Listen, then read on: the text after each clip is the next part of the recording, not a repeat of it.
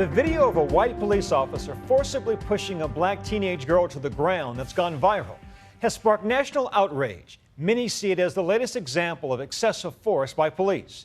Now the white teenager who recorded the incident shares his story. In the news tonight on the future of the officer under investigation in this town divided. It happened in an instant. An end of the school year pool party erupts into screaming and shoving.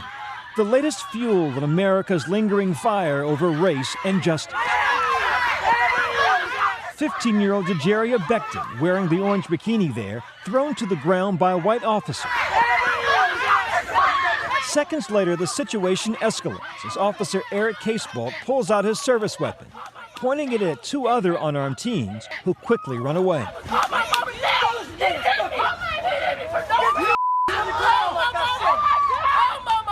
And then he returns to that girl in the bikini bathing suit, pinning her to the ground, both knees buried in her back. Hey, y'all. This video went viral in hours, now seen by almost 10 million, and the outrage has come pouring in from The View. White kids, black kids, no kids. Nobody should be treated like that. Nobody should be manhandled like that. I'm sorry, you know? To Fox News. Yeah, there's no doubt about that. If you obey the police, it doesn't usually happen. No laws, no peace. Supporters of the police department voicing their feelings. I think he did what he thought he had to do to control the situation. What do we want? Justice! When do we want it? Now! While other members of the community marched in support of the teens. And at one point, both sides coming face to face over the issue. There's nothing worse than a coward with a gun in the bag. Now tonight, Officer Casebolt, a 10-year veteran of the McKinney, Texas Police Department near Dallas, has resigned. Our practice do not support his actions. He came into the call out of control, and as the video shows, was out of control during the incident. The whole key is de-escalate situations. You, the police, don't want to become part of the problem. And that's what it appears to me happened in McKinney, Texas. The police actually became part of the problem. It all started last Friday after members of a community pool contacted police about a rowdy crowd of students who they said weren't members and were refusing to leave. Tensions flared, witnesses say, after a fight broke out between white adults who had become agitated by the behavior of some of the black teenagers. It's unclear which kids were invited and which crashed the end of the school year party. It was then Casebolt and the other officers responded to the scene. Get on the ground. Hold up, sir. I told you to stay. Yet as police work to disperse the curious crowd, Casebolt can be seen racing to the scene. So quickly, in fact, he trips and flips, only to continue his charge. What did you do when I walked away? I'm sorry. So you just... The officer seen and heard cursing at partygoers he says were trying to run from police.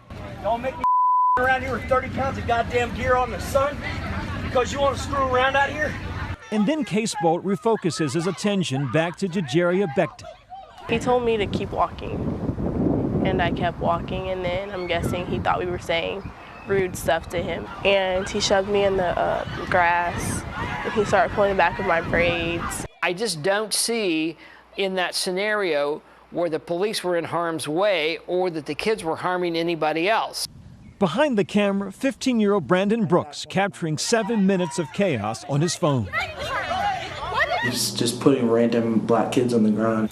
I was like one of the few Caucasian people at the party. I think it might have had something to do with racism. But when the gun came out, Brooks worried things were about to get worse. At that point, my heart did drop, and I was scared that someone was going to get shot and possibly killed. So I knew I had to keep on filming, because I got really scared when he pulled out his gun. There's absolutely no reason to ever pull a gun unless deadly force is about to be used on you. My colleague Steve Osunsami talked to members of the community who shared their relief McKinney had not turned into Ferguson or Baltimore. What do you guys think of all this? I think that it could have been a lot worse than what it was. Thank God it wasn't. And uncannily predicted what few knew about Corporal Casebolt until tonight. The way he acted, this wasn't the first time. He has a demeanor about himself to where he seems to be hot-headed, and thank God it was a camera. ABC News has learned that in 2007, Casebolt was accused in a federal lawsuit of racial profiling and excessive force during a drug search. Albert Brown Jr., who's African American, says Casebolt and other officers slammed his head against the hood of his car. Police did find drugs. The lawsuit was dismissed. Friday's video set off a firestorm on social media with tweets like this. A police officer who feels threatened by a teenager in a bathing suit might need to reevaluate their career choice. The officer has supporters as well. The situation in McKinney would not have escalated to what it did if everyone would have done what they were told to do by authorities, read another tweet. Tonight we hear from one of the teens that tried to help the young girl on the ground. He started manhandling her, and you can hear people in the video screaming. And the way he had her, I kind of like freaked out, like, oh my gosh, he's hurting her. So I started telling him, like, officer, please stop, you're hurting her. 18-year-old Adrian Martin says he lost his footing trying to help the girl on the ground, and that's why it looks like he lunged at the officer. It looks like I'm lunging towards the officer, but as you can see, the incline, I slipped because I got bumped into twice accidentally. At one point, Adrian says he felt like he was looking down the barrel of Corporal Eric Casebolt's gun. I was thinking, I'm about to get shot. Is this it? And that's why I started running. Adrian Martin was arrested and charged with evading arrest and interfering with the police officer. Adrian, you good, bro? Adrian says that Casebolt was the only officer that was out of hand. There were some professional officers that were doing their job right.